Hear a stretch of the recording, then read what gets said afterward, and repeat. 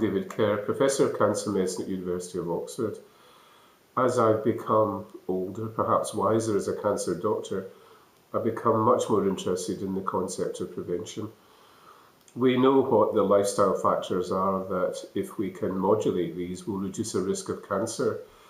A balanced diet, vegetables and fruit, reducing red meat, reducing processed meat, alcohol, avoiding smoking, passive smoking, exercising.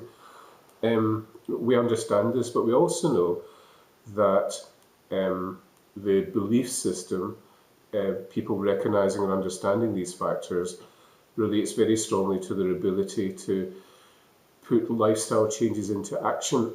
So if you don't know what causes cancer, then you cannot adapt your lifestyle to improve it. There's an interesting article fairly recently in the BMJ by an excellent Spanish group in which they evaluated, using a clever online tool, using a non-probability sample.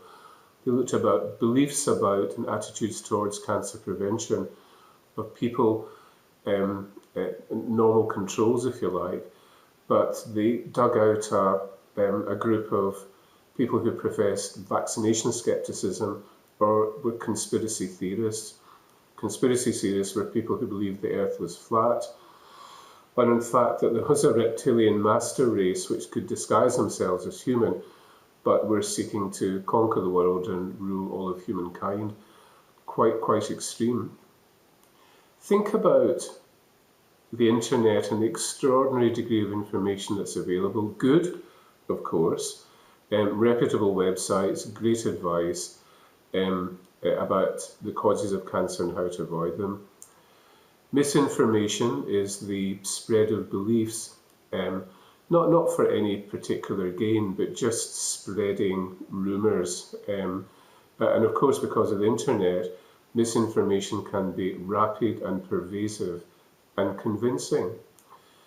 Disinformation is, in a way, misinformation, but it's manipulated for gain, either financial gain or for power.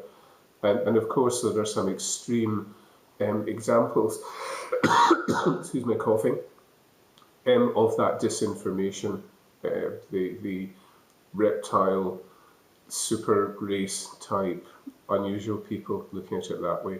Anyway, so they did an online survey and they had a significant subpopulation of these people who held, let's say, alternative views.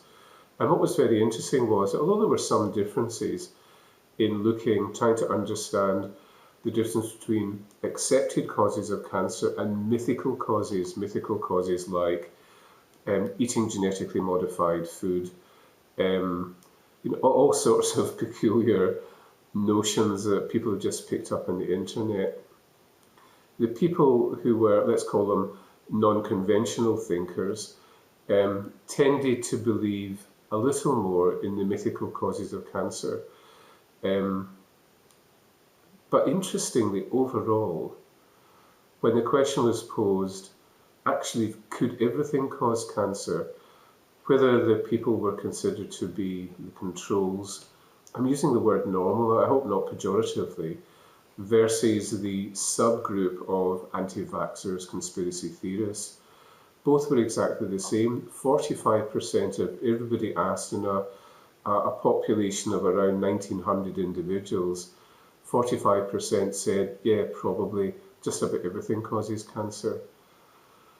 That gives us a problem, because unless we can actually educate people properly in what the true underlying causes of cancer are, how can you ever adapt lifestyle or change, avoiding the sun, using sunscreen, etc., unless you genuinely get a feel for what the true and proven associations, the causative agents of cancer might be. Wasn't that interesting? I guess the hypothesis was that the unusual people, weirdos, would be much keener, would be much more accepting of mythical causes of cancer, but no, when asked, is it possible that everything could cancer, 45% of both populations said yes. And that's so non-discriminatory as to be utterly useless. So it shows the extraordinary extent of the public health challenge that we have, that if we are to live longer, live better, reduce the incidence of cancer, we must run much more deeply in our education, start sooner with children and so on, and not leave it just to the internet, just to Dr. Google, but to make a concerted, sensible effort, probably from childhood, to educate on what we think the causes of cancer are. Thanks for listening. For those of you out here who listen, who are flat earthers, who do believe that reptiles indeed seeking to conquer humankind, I'd be very interested in your thoughts. Normal people too. I'm saying normal again. But you know who you are, perhaps. I'd be very interested to see what you thought about the pervasiveness of misinformation, disinformation, but underpinning it, just a basic lack of knowledge. How have we let the world down in terms of our capacity to communicate that? Interested in your thoughts. For the time being, Netscapers, over and out. Thanks for listening as always.